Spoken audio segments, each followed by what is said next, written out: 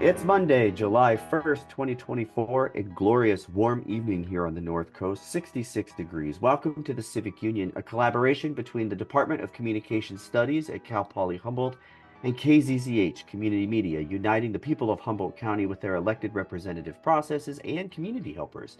I'm your host, Dr. Aaron Donaldson. As always, we would love to hear from you. You can drop us an email to thecivicunion@gmail.com. We will read and respond to appropriate emails on the air. Maybe you know someone representing your community that we could profile on our show. Give it a try. That's the Civic Union, all one word, at gmail.com. Today, we're talking to the Humboldt County Supervisor for the 4th District. That's Eureka, Fairhaven, and Samoa, Natalie Arroyo. Natalie, thank you for joining us tonight. Thank you for having me. We always start our show just kind of trying to get to know the person that we're chatting with. How long have you lived in Humboldt County? Ooh, I moved here in January of 2006. So that's that long. Yeah, the mental math may not be immediately available here at six o'clock on a Monday for sure. What 18-ish years. I'm going on 20 soon. It feels exciting to say that. It's definitely the longest I've ever lived anywhere. Very exciting. What brought you here? I came here actually as an AmeriCorps watershed steward. So I was part of a fisheries restoration AmeriCorps program, and I moved to Petrolia. I didn't know anything about Humboldt County at all, to be honest, when I moved here, besides that there was a fisheries job waiting for me, and that it was very beautiful and remote. And so I moved here from New Orleans. I was there attempting to start grad school when Hurricane Katrina hit, the day that my semester would have started. Wow. So I lived there for another 5, 6 months afterwards, and then just figured I'd spend a year doing some kind of community service, thinking I would be here for, a year and then call it good. But Humboldt County got its hooks in me. It does that. It's one of Sure. those places where the first time you come, you think to yourself, "Wait, you can live here. I should figure that out." Yeah. What did AmeriCorps have you doing? What kind of work were you up to? I was monitoring wild salmon and trout populations in the Mattole River. I was working with the Mattole Salmon Group as a fisheries technician, an environmental educator, and someone doing hands-on field work. So I got to experience a lot of cool fish and critters in the river. I did a lot of having a hard time explaining things to my family. Actually, I was like, well, I'm snorkeling for work. And they were like, you're what? And I was like, I'm counting fish. They were like, you're what? So it was definitely a new area for me and for most of the people I knew. But I found my way into the kind of environmental restoration and planning world as a result. So I'm really grateful for that experience, actually. That's very exciting. AmeriCorps can be a very amazing experience. I've had lots of friends do it, and they've all reported pretty exciting things. And yes, you've heard it here, right here on KZZH. You can snorkel for work. That's a thing you can do. So that sounds like a lot of fun. At some point, you started getting involved in local politics. You've done quite a few different things since you've arrived. When was the first time that you thought about getting involved in local politics, and what prompted that? Well, I was fortunate enough to buy a home in 2013. And I will say I had, before that, I had paid attention to Eureka City politics a bit. I'd even attended a meeting to listen about a topic I was interested in, but I had never really consistently followed the decisions that were being made in Eureka. But when I was able to buy my first home, I looked at, who's my representative and what's going on at City Hall. And I started, watching and listening. And I ended up noticing that the representative from my ward at the time had been appointed after a gentleman named Lance Madsen had to step down for health reasons. And he's still in the community, was really, dedicated to serving. But some of the things he had to say I didn't agree with. And then it, came time for elections, and I saw that he was running unopposed, and I began to explore throwing my hat in the ring. And then, word to the wise for anyone thinking about running for office, if you tell people you're thinking about running for office, they might tell other people that you are in fact running for office. So I did not keep the news under wraps very well because the first person I talked to went and told everybody they knew. So I quickly had to learn to pivot and just say, okay, yep, here's who I am. I'm running, and um, I was kind of shoved off the cliff, but it ended up being a really good thing. So that was, let's see, that was 2014 that I first ran for Eureka City Council, and I served 2 terms on the council before I was termed out after 8 years. I really appreciate that story. We talk a lot on this show to folks who've run for office and they talk about the voices of other people in their heads that are like, you should try this, you should try this. I don't know that we've heard the angle where you maybe tell someone that you're going to do it and then other people come up to you and say, hey, I hear you're running for the thing. And you have to say, I am running for that thing. Yes. And that's probably a big pivot, a big shift. It was definitely it was something I was like mulling over, and I have the unfortunate circumstance of being a person who thinks out loud a lot. So a lot of times when I need to deliver an idea, I'll have coffee with someone that I trust and talk about it. But it is a really small community, and the word will get out there. And the person that I asked for advice from had some experience in politics, and they were quick to spread the word. So anyway, I definitely feel like it was for the best. And sometimes it can be hard to get over that hump of actually running for office and thinking that, we all kind of struggle with like, well, do I know enough? Am I experienced enough? At the time, I was still in my late 20s, and I don't know why I thought I needed to be older, have a different kind of experience. And once I got in there, I realized like I definitely got all the skills I need to do this job. And it definitely takes, it sounds a little hokey, but it definitely takes a lot of different people to do a good job of representing a community. Can you say maybe just a little bit more about that, about all those different people that you think kind of come together to make that work? Yeah, I mean, I think one of the things that people struggle with is not having enough experience, like well-rounded experience in every aspect of civic affairs, and I actually had worked a lot with local government in a nonprofit capacity as a partner on a lot of projects and programs over the years. So I actually did already know a lot about local government, but I didn't know about every aspect of it. Like I can't say that I have a long history with fiscal management, for example. But I do have a lot of like land use and transportation planning and environmental background, and I understand, water quality regulations and a lot of other, things that contributed to my knowledge. And so, some of my colleagues on the Eureka City Council had experience in the school system and working with youth. Others had experience with economic development. Others had experience with, fish and wildlife regulations. So together, I think we had, and someone else, a couple of people had a lot of background in the arts and culture programs. So together, we really had what I would say was an amazing skill set. And so, at least chances are at least one of us knew, something about the topic at hand for any given topic. And if we didn't, that's why you have a team of subject matter experts who are, the government employees who live and breathe the stuff you're talking about. So it's also awesome to, be the type of person who can take input from a team uh, and, and really utilize that effectively. What was it like to campaign for your first elected position? Like, how did you get started, and what were some of the early lessons that you had to learn? Ooh, that's a good one. I got started by asking people, how do I do this? Because I'd been, you know, outed a little earlier than I was expecting. So I had to quickly, thankfully there's phenomenal resources online. I really just like read a lot of what I could find about how to run for office. I talked with people I trusted in the community. I knew several people who were already elected officials.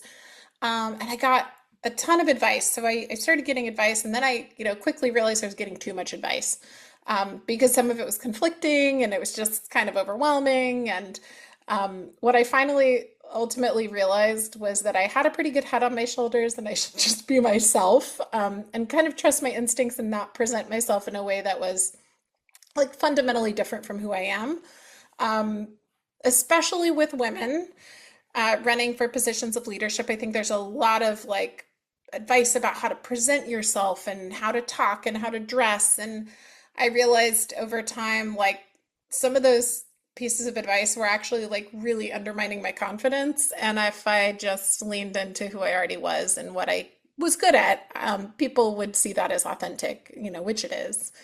I did a lot of door knocking, so went door to door and talked to voters in their homes and on their stoops.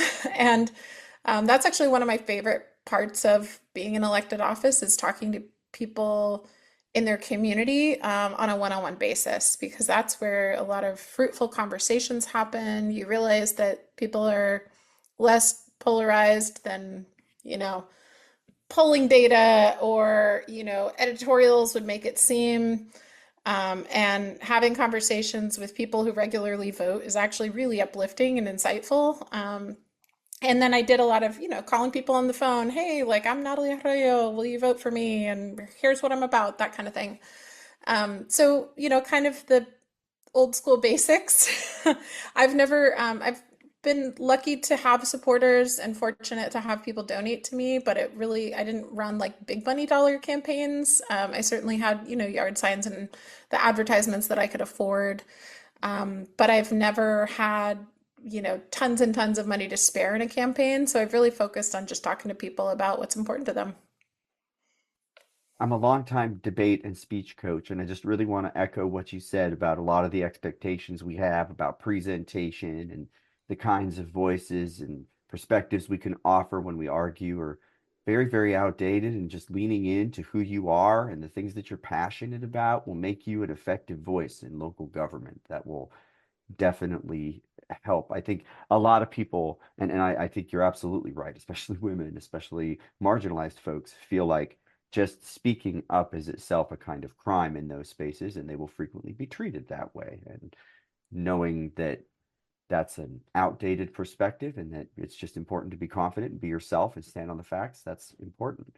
Yeah. Um, And to also ask when you have a question. I mean, I think I serve on a lot of boards and a lot of roles, mostly connected to my civic role now as a county supervisor. And, one of the things people don't realize is when you get elected to like the city or county level, you also then are assigned by, whatever board or council you're sitting on to a bunch of other organizations' boards. So you become a leader of not just one organization, but like five.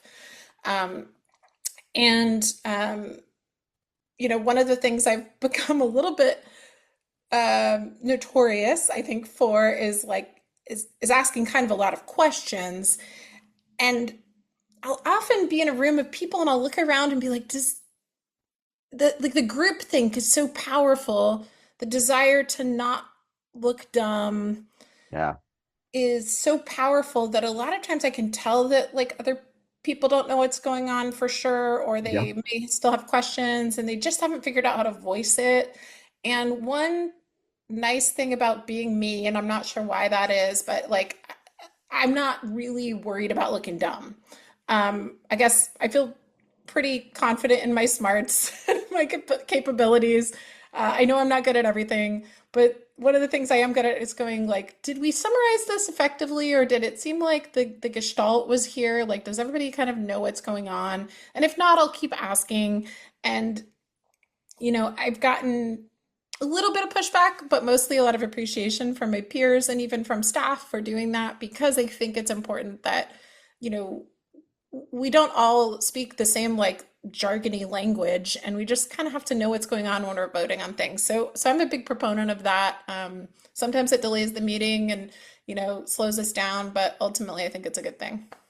That delay can save so much in the future if you just make sure everyone's on the same page. And it is often the smartest thing that you can say is, are we on the same page? Are we sure we're all talking about? And like those people again in debate education, I see it all the time. The person who says, I'm not sure, I'm not certain. These are the things that we just don't know. Other people will say, I was thinking that, but I was just Mhm. not confident enough to ask the question, as you have just said. And so it sounds like confidence is pretty important when it comes to, not just running, but also kind of existing in these spaces. Absolutely. And you're like kind of a a conduit between the general public and, people who are subject matter experts or, in the position of regulating or policy making. I mean, you're doing that, but you're also kind of being that bridge between the people who are steeped in it every day, whose job it is to really do this one specific task or this suite of tasks, and like your everyday person who kind of doesn't know which door is the right door. They just come and they have a question, and it's one of the things I think we could always do a better job of is make meetings a little bit more clear and accessible and make the information less wonky. Yes, The process is already wonky enough. So, yes. to just kind of say like, okay, you have something that you want to ask, like, or you need information about, like, how can we help do that matchmaking. I've actually watched quite a lot of other public meetings in the local area, and I think, like, honestly, some of the best have been the city of Arcata council meetings. They feel very approachable from what I've noticed, and when people come and they're like unsure of what's going on but they want to get some information, they do a pretty good job of helping them rather than saying like, oh, you didn't ask at the right time, or this isn't the correct door to knock at, metaphorically speaking. You can find all sorts of those meetings, city council meetings, county meetings for all sorts of localities on KZZH, Access Humboldt, and at accesshumboldt.net. There's YouTube channels for a lot of this stuff that KZZH has put up, and it's just a tremendous resource. The first time I listened, I'm like, oh, geez, boring. Meetings, no, bad radio. And more I listen, the more I'm like, wait, this is how my streets get paved. This is how they plan apartment buildings near me. This is actually fundamentally important to what's happening in my neighborhood. Uh, you recently wrote a tremendous retrospective for the Time Standard, looking back on a decade of public service. The time adds up. You said at times you weren't sure that you could continue with the work. I'm wondering if you might tell us just a little bit more about some of the challenges that made you really question the choice to continue in this path. Yeah, well, I mean, that particular column was really, pointing out some financial realities of serving in elected office. I don't know that most people realize this. I think there's a perception that all politicians make a ton of money. And on the Eureka City Council, I received a stipend of $500 a month. I had the option of having health insurance, which reduced the stipend, so paid for health insurance premiums. And that was like the big paycheck in town when it comes to cities, and then special districts like community services districts and other special districts usually don't have any form of compensation, or it might be like $50 here and there. So it's really something you do as a volunteer commitment, and it makes it hard for folks who are working full time or have families or have other obligations. I've always worked multiple jobs ever since living in Humboldt County, still do actually. So I would say the gist of that was really that if you want to have a truly representative group of decision makers, they do need to have a bit more compensation. I'm not saying, pour on the money. I think it's fair to ask people to, volunteer their time, but that offset is really key. Now, as a county supervisor, I do make a full-time salary. So I will say this doesn't apply to me anymore, but it very recently did. And, I kind of just bit the bullet and accepted that I was going to do a ton of work every week that didn't have commensurate pay for, because I think it's important to, shape the future of my community. But I was also very privileged to be able to do that. My producer Nate Dogg says it's a full-time job, but you still need to have a regular full-time job, it sounds like on the plus side. Absolutely. Yeah. Yep, yep. And people would often ask me, like, how much time do you spend per week when I was a city council member on your city council job? I'm like, it varied wildly, but it was certainly, um, it could have been a full-time job. There was enough to do. I had to make it a part-time job, which was always kind of frustrating and dissatisfying, which is, one reason why it's nice to have my primary, main gig be serving the community now that I'm a county supervisor. We've heard this a lot, especially from the city folks, in terms of just how they have to trade off the time that they would like to be dedicating to things like transportation, bike lanes, and stuff like that, just because it is a part-time gig. And that can be frustrating for as a constituency to learn that the people responsible for planning my transportation have to see it as a part-time gig. And hopefully listeners out there understand that when it comes time to vote for things like better pay for the people that do this job, because it's really, really important. Um, we are Yeah, just, it's not a very compelling voter measure either. Like, I you want to know. raise the pay of your city council person? I mean, I'll certainly vote for that. And, I think I would have done it well before I was an elected official. But I think, it's hard to articulate that need. But I think it really says something about the representativeness of government. You want like working people that are still affected by the decisions that are being made in the halls of government to be part of those decisions. I mean, I'll just say like I'm often surrounded by people where nobody's a renter and we're making decisions about housing. And that's very eye-opening when you think about it. And it's like we need people who understand on a really fundamental level what it feels like to live with those decisions.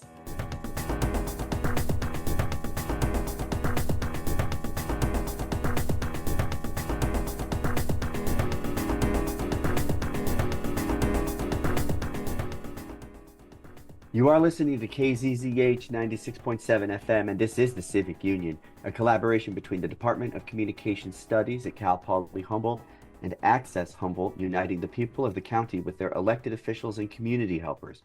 We're talking today with Natalie Arroyo, the 4th District County Supervisor for Humboldt County. We just got to learn a little bit about your transition into local politics. Now we'd like to talk a little more about the job that you actually do right now. You are representing the 4th District of Humboldt County, which serves Eureka, Fairhaven, and Samoa. Tell us a little bit about what the day-to-day of being a district supervisor looks like with regards to these communities in particular, if you can. Sure. I'll also say I serve a portion of Myrtletown or most of Myrtletown in there. So the greater Eureka area is what I like to call it. And my day, I'll say one thing I like about this job is every week is wildly different. So I'll just say, like this last week, I went to an offshore wind energy conference that the county hosted here in Humboldt. We had folks come from the state and federal government. We had um, entrepreneurs. We had, local like business leaders and Chamber of Commerce representatives. And I got to learn a lot. Actually, it was a really intimate conference, very effective. Got to have a lot of very helpful conversations with people who are wildly knowledgeable, but made themselves available for this little conference up here in Humboldt County. So I got to attend that. Today I had a full deck of meetings. Some of them were on Zoom, so I do spend a lot of time one-on-one with different staff, different community members who've asked to meet with me.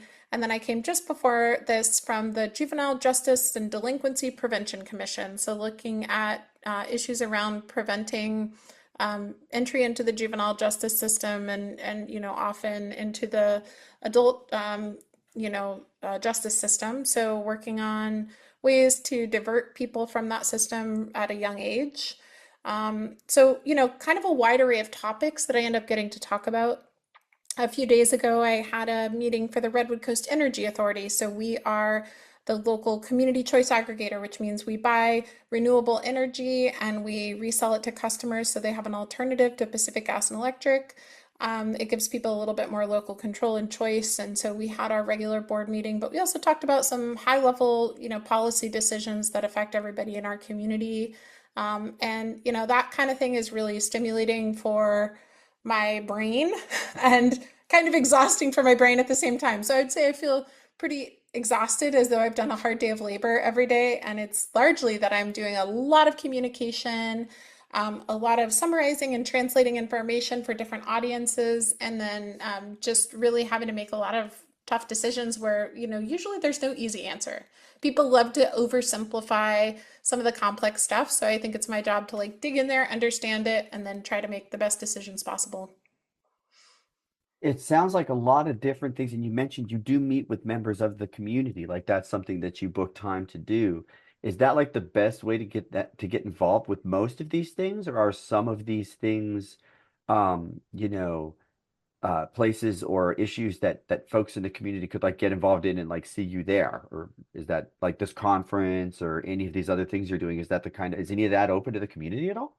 That conference was, it included like food and some other things. So there was like a registration fee associated with it, but it was open to anyone who wanted to register. But that said, it wasn't like completely no barrier. I will say that, most, all of the public meetings that I'm a part of are open to the public and there's public notices available. Sometimes it's hard to know, just there's so many organizations in Humboldt County, including so many like government organizations that are what are called joint powers authorities or coalitions of different government agencies. That, sometimes people don't know like who does what where. Like I'm the board chairperson for the Humboldt Transit Authority, as well as the Redwood Region Economic Development Commission. So, one of those organizations does bus service throughout Humboldt County, and the other one does, economic development. But sometimes there's like overlapping topics between seemingly unrelated organizations. But I digress. Your original question was about whether people could like meet up with me in person, and that was the best way to communicate, or to like go to these other meetings. And I would say any of those are options. I do generally try to make sure I understand people's question before setting up a meeting and know if I'm the right person to point them to or someone else. A lot of times because I'm like looking at the big picture of everything, but often not in the details of it.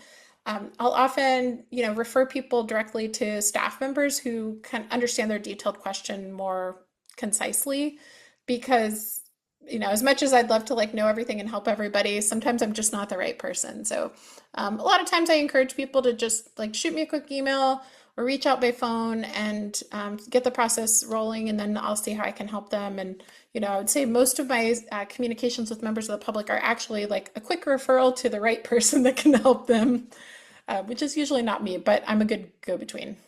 You'd mentioned that folks can call you on the homepage for the fourth district website there. It says the phone is 707-476-2394 and Arroyo, Arroyo at co.humboldt.ca.us is the email that they can try there if they would like. I've been really looking forward to asking you this question because I think you're one of the few folks that can really answer it. A lot of people are probably not super familiar with the relationship between cities and their county at the government level. Can you tell us a little bit about how those two groups or levels interact with each other?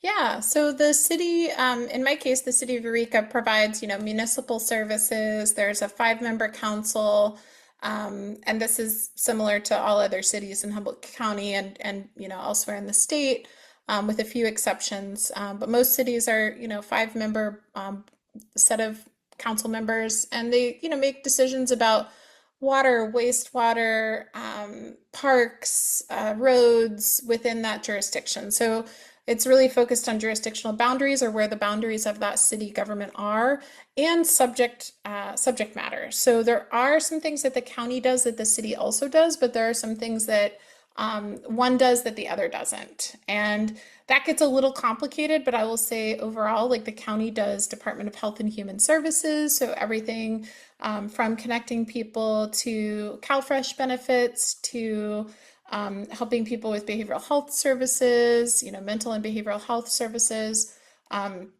all kinds of things under that umbrella, really big umbrella.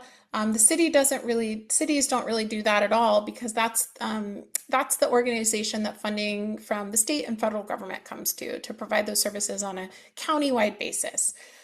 So another area that the county, has functions in that others don't is things like probation and, running the corrections center. Some of those law and justice functions don't exist at the city level, but they interact with city services. So the county really serves like the whole county-wide community within the boundaries of our county lines. And sometimes, depending on circumstances, like people are receiving services if they live outside the county, but for all intents and purposes, it's really within that geographic boundary. And, we do some things that cities don't and vice versa. When you decided to run for supervisor as opposed to city council member, what were the steps that you took there? You'd mentioned last time, like one of the things you wish you had maybe was more money. That would make a little sense. Like what would you do with that money if you had it? Did you have more the second time around? Was that kind of a lesson you applied forward, or were there any other things? Like first, what's the actual process? And second, just what kind of lessons did you apply going forward? Yeah, well, I needed to talk to voters about, I both needed to educate myself and talk with voters about countywide issues. So some of those things that the city, doesn't do, but that the county does do, or ways that the city and county could work more effectively together. Those were some areas of kind of like learning and studying and paying attention that I did before running for county supervisor. It did cost me more money.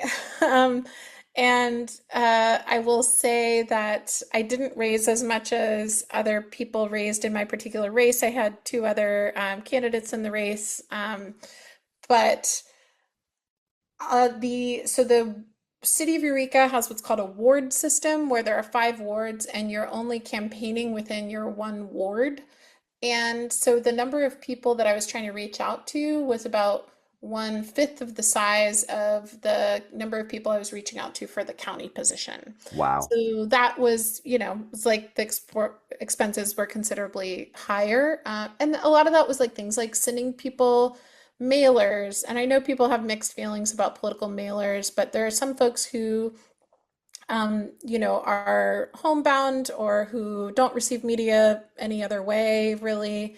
And that is a good way for some people to get information. It's hard to find the perfect way for everybody to receive information. I'm sure as a, media person, you you know that very well. So you try to do a little bit of everything that you can afford. And I also really think, like, personally, my values come into play. Like, it was important for me to send mailers that were, printed as sustainably as possible and, like, created using like union supported companies or union companies that whose employees were, well paid and that kind of thing. So there's some decision making that comes into it around, how you reach out to voters. So that was all a big learning curve. I think every election I've learned a ton of new stuff, and it's definitely eye-opening for sure. It's not the easiest part of all of it. You definitely are, kind of exposing yourself to public criticism. And I think that's true of being an elected official no matter what, but especially during those campaign times, it kind of ratchets up and you just kind of grit your teeth and know that you're going to get through it over time. Not not saying I want to run for office because apparently if you say that it gets out and people come back to you and ask you about it. But just like hypothetically now, very hypothetically now, if I wanted to run for a county supervisor seat, what would just be the first step that I would take? What would I have to do that? Yeah, well, I mean, the thing I encourage anyone to do is if they're interested in a particular office, to go to the County Office of Elections and learn what the steps are and the timeline and the requirements to run for that office.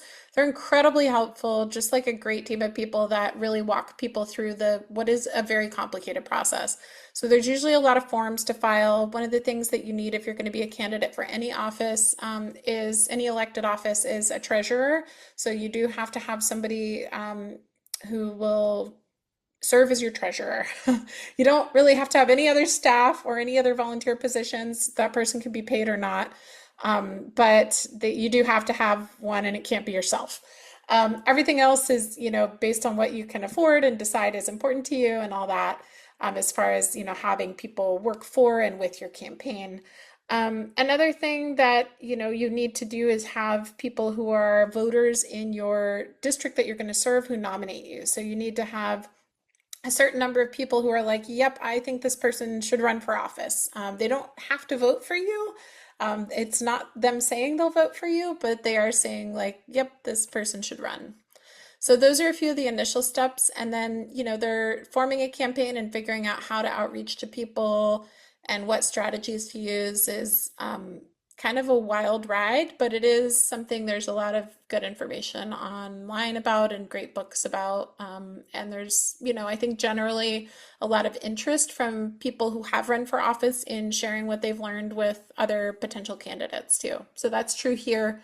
I've definitely coached a lot of people and provided, as much useful information as I can while still saying like, go with your gut to some degree. HumboldtGov.org is the webpage folks can go to learn about voter registration and election registration. The Humboldt County Office of Elections is at 2426 6th Street in Eureka.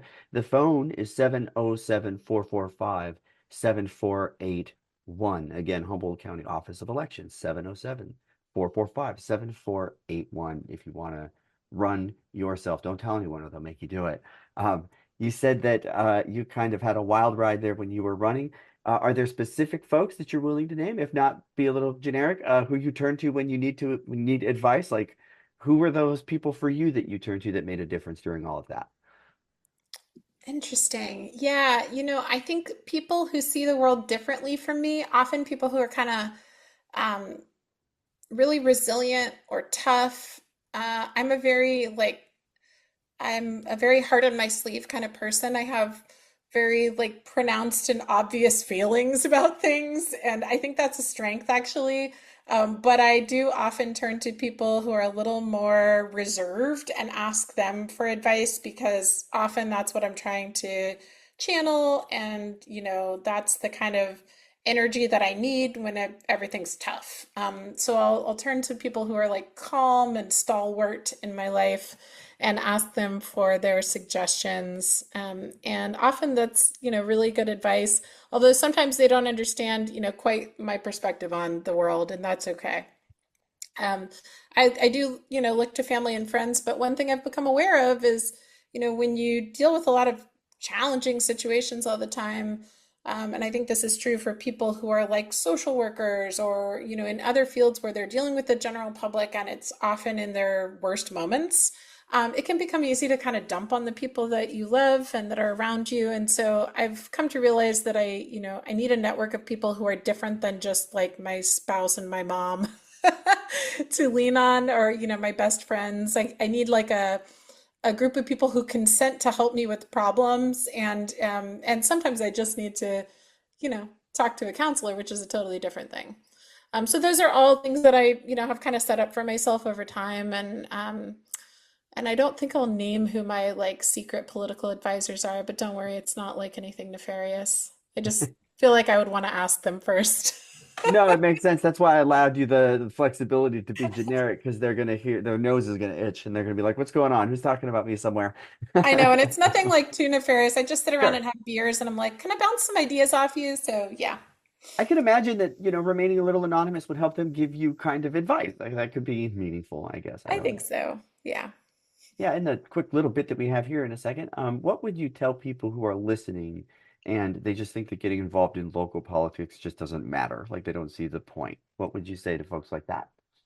I would say that's where you can really see the direct results of decisions that are made and where you can actually have quite an outsized impact on the process by showing up or participating, giving comment. That's where you can really often see that happen. I will often say that, like, at the point where we're discussing a decision at a public meeting, um, many times that's the end of a really long arc of things that have happened and decisions that have been small decisions that got us to the big decision. So sometimes people show up and they don't want the big decision to happen for whatever reason, and they get discouraged if it does, if it doesn't go their way. But I can say, like, for the people who want to have an impact on things in their local community, to get involved in that arc is actually very powerful. And we do often have very few people participating in public comment about things, especially the what I like to call the boring but important stuff, all of like policy and planning, that really sets the stage for bigger decisions.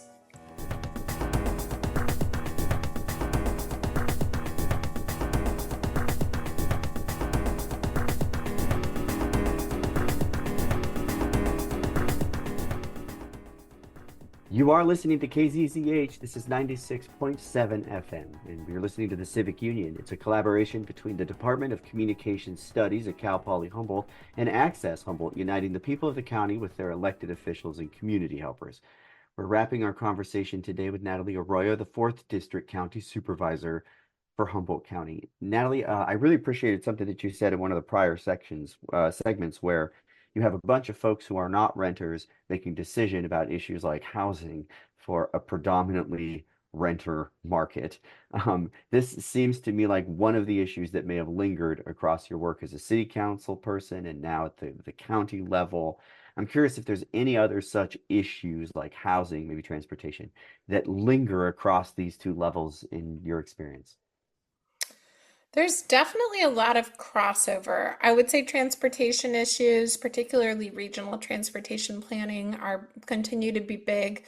Our climate action planning process is also, there's a through line serving a, coastal city of Eureka and then the county and continuing to serve the district in which I live.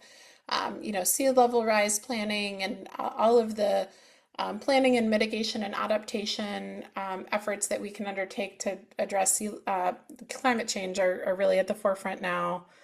So those are some that are, kind of common denominators. We've spent a lot of time talking to folks in particular about housing in Humboldt County here, and it's hard to know just like what's going on. It's obviously just your perspective, but how would you describe the housing situation from your seat as a county planner? Yeah, I would say we have approved at the Board of Supervisors meetings, we've approved several larger housing developments recently, one in McKinleyville. We've been seeing the board approved one right before I got on the board out, by the McKay Community Forest area. And actually, I was on the board, but anyways, a lot of the decision making I kind of came in at the end of the process of. So we've seen some big projects be proposed. There's a lot of costs that have increased exponentially since and during the pandemic. And so construction costs here have about doubled or tripled during that time. And there's, a big financial challenge for people building more housing. So there are a combination of tax credits and other funding mechanisms for affordable housing for folks who need affordable housing, and it's essentially often very low or low income, which is a lot of members of our community. And there's less funding or mechanisms to incentivize what's often referred to as market rate housing, which is housing that is at the kind of current going rate for rents, or really high-end housing that's for folks with higher incomes. So it's kind of hard to fill in all the gaps we have. We actually need quite a bit of market rate housing. There are a lot of folks looking for like townhomes or small single family homes, but they don't mind if they're closer together. And so we need to kind of look at our development patterns and land use planning and zoning to address those challenges. In Eureka, we did do that. We really overhauled our zoning code, which was one of those what I would call boring but important. I don't think it's boring. But it is, one of those things that has this like really comprehensive effect, but is going to take quite a while to realize. So, it's all, paper documents, but as things are built, you're going to start to see things look more and more like what's outlined in that zoning code. So all that is to say, I think it's a complex puzzle. There's some serious affordability challenges for building housing. And, we need basically all the tools that we can get. Are there anything, or is there anything that you think that the county could be doing more to make a difference, or anything that you see that you would advocate, for as far as going forward? Yeah, I mean, I think we definitely need to do some work on our zoning. That's identified as one of the implementation steps for our county general plan. That is something that is pretty time intensive and needs to be done on a comprehensive basis. So we are slowly working on it. I think it's usually when projects come forward, they're usually what get a fair amount of attention when there are developers who say, I've got property and I'm ready to build this, and that's where the attention ends up going. That's not to say that, we don't have an interest in doing something more comprehensive, but just basically based on capacity, we tend to focus on, who's actively trying to develop housing and how can we help them. I'm asking for a friend here. Are we getting a wing stop or not? What do you think? Is that going to happen? Great question. I haven't heard whether Wingstop is a reality or not. I know we're Okay. getting a couple other new joints in town, but I do not know if one of them will be a Wingstop. I'm the wrong person to ask because I am a pescatarian, so the Wingstop is not gonna, scratch an itch for me. Yeah, But I genuinely have no idea what we're talking about, but as producer, there are privileges, and I was genuinely curious. So now we know. Maybe we'll have to follow up on that at a future show. You've talked a little bit about some of the biggest challenges facing us with housing. It sounds like construction costs are obviously a really big part of that. Maybe like community pushback. There's always going to be some of that. There's a very large dorm going in right behind my house, and wow, is it loud? And it's all part of a growing community. I'm here for it. What are some of the biggest challenges housing wise going forward that you're looking at? well, I think you hit the nail on the head since we're talking about construction. Haha. I think there is a lot of um, well, it's often called NIMBYism, right? Not in my backyard. And that is pretty pervasive where folks, by and large recognize that housing is one of our biggest challenges. They may be closer to the issue or more distant from it, and then that kind of influences how important they think it is. People who are affected really directly by housing affordability challenges, really often say this is the number one issue in Humboldt County, whereas folks who are comfortably in their homes and it's affordable for them, will often say like medical care or roads or other issues are most important. But by time and time again, I hear housing is like in the top couple. So, you know, I think we need folks to show up and say, like, yes, in my backyard, in a public way, and say, not only in public meetings, but in conversations with folks in the community. I think a lot of the kind of casual conversations that we have are where hearts and minds get changed. And I don't think it fundamentally has to destroy the character of Humboldt County's neighborhoods and cute towns to have housing that is more dense and more affordable for people.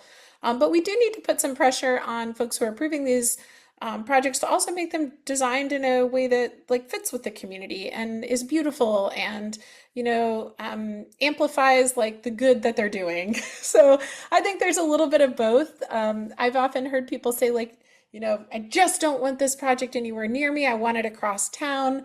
But what I think we need more of is folks saying like, yep, I'd love to see that. And how about like, hey, developer, like let's really spruce it up and make it like something that's really desirable and makes people eager to want to live there too, and eager to want to live near it. I just really want to echo your point about how folks who are housing secure may see housing lower on their list of priorities, and folks who are living the renter life, which is one that I know quite a bit about, when the lords of the land show up and tell you it's time to move on. That's hard, and that can be a very pressing and immediate issue. And it's an important time for voters to stop and think about their role in a democracy and how maybe sometimes the things that might matter the most to you might not be the most important issues in the community because housing is an essential right. And I'll say again, like large 1,000 neighbors moving in right behind my backyard, and it looks amazing. They're doing a really good job with the building. They're hiding it from view as best you can. The transportation's all going to go the other way. And I believe every student I ever hear is saying they have nowhere to live and they want to come here and be a member of our community, and it will make our community better. It's Yeah. KZZH. I know there's listeners out there. Here's me in the public airwaves doing the best I can to say, yes, in my backyard. Just please stop the jackhammering as soon as humanly possible because it is very loud when they build these things. Um, So true. Yep. Well, I also teach at Cal Poly Humboldt. I'm a lecturer. I teach one class, so oh, I don't cool. have the number of students that you have probably, but I also hear 100. it from my students. I definitely, have heard my fair share of concerns from students who don't have housing or or who lose their housing sometime in the semester and are struggling with that and, just really trying to keep it all together. So important. So, it's one of the things that people can do to actually, it's amazing how often when a housing proposal comes forward, usually uh, all of the people there to talk about it are there to oppose it, maybe one or two, and every once in a while, folks are there to say, hey, this is actually a really good thing. And it makes a huge difference. Wow. I know that one of the more divisive components is like parking lots. And I'm curious, you said you'd done a little transportation stuff in the past. Like, this is a really sticky issue for some people because they feel like with lots of housing comes lots of parking lots. And yeah, technically that's true, but that's also not always the case. I'm just curious, kind of like what your take is on that as like a sticking point in the whole debate. Yeah, well, I mean, I think particularly when we're talking about people who are working in, Eureka or Arcata or McKinleyville, they're, walking distance from a transit stop. They're, maybe commuting a short distance to the next town over, something like that. There are a lot of folks who can or want to use transit, including students, but also including, folks who are working in the community, and seniors. So, lots of folks can use transit. I will reiterate that I'm the board chair of the Humboldt Transit Authority. So I'm a big transit enthusiast, and I am always promoting transit, and we're striving to make it better, have longer run times, serve more people, make transit more efficient. Working really hard on that. You may have heard that Greyhound has been discontinued, by the way, but we now have a connection called Redwood Coast Express that will take people from Humboldt County all the way to Willits to connect with the next leg of the system. So you can actually get from Humboldt County all the way to the Bay Area on transit, and it's actually a pretty effective time-wise kind of ride. So that's one thing that I think is really important in the transportation world, and it reduces ultimately the amount of parking that's needed if people can use transit for most of their needs or other combinations of transportation. I realize it's tough in a rural area, and we're working to change people's behaviors and patterns over time by offering more and more options, but also focusing on transit-friendly development. So the reduction in parking and not having as many parking places per unit is part of kind of a broader approach to having denser housing and having a little bit less parking so that you can fit more units there, and other amenities that people want, like trails and parks and outdoor spaces. And there are a lot of folks who are looking for that. It's interesting, increasingly I hear from students who are like, oh yeah, I moved here without a car and it's fine, it works for me. So there are folks who would like to live that lifestyle and are comfortable with it. And so, I'm a really big fan of not having parking minimums, and just what we call right sizing parking, thinking about how much you really, really need, and then going from there. And if you ask me, do I want to pay like a bunch of money to subsidize, like through public funds, a parking spot, like somewhere to store a personal vehicle or somewhere for there to be housing over someone's head? I personally would say housing. I think I grew up in a culture where like the idea of storing your personal property on the public dime was totally normal. And to me, that seems very weird. I agree. And I think houses are places that people live, and cars are things that people drive in if they have somewhere to live and they need somewhere Yeah. to live. Yeah. Yep. Natalie, just really appreciate you taking your time to talk to us. Thank you so much. Thank you. Nice to be here.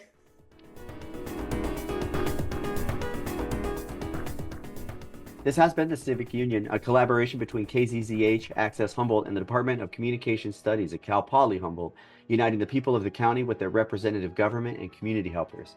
Once again, I'd like to thank our guest, Natalie Arroyo. You can reach Natalie at narroyo, ARROYO, at co.humboldt.ca.us.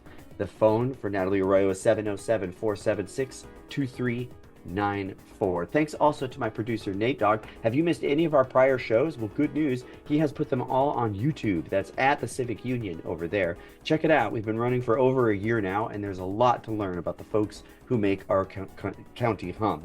We will be back next month, 6 p.m. on Monday, August the 5th, with more local people serving our community right here on 96.7 FM Eureka. Do you know someone we should talk to? Send us an email. That's the Civic Union, all one word, at gmail.com. Up next, certified animal behaviorist Charlotte Peltz gives you tips, tricks, and tools to make it work with the roommate who screams at your house guests. It's living with your dog, right here on 96.7 KZZH. Access Humboldt is local voices through community media.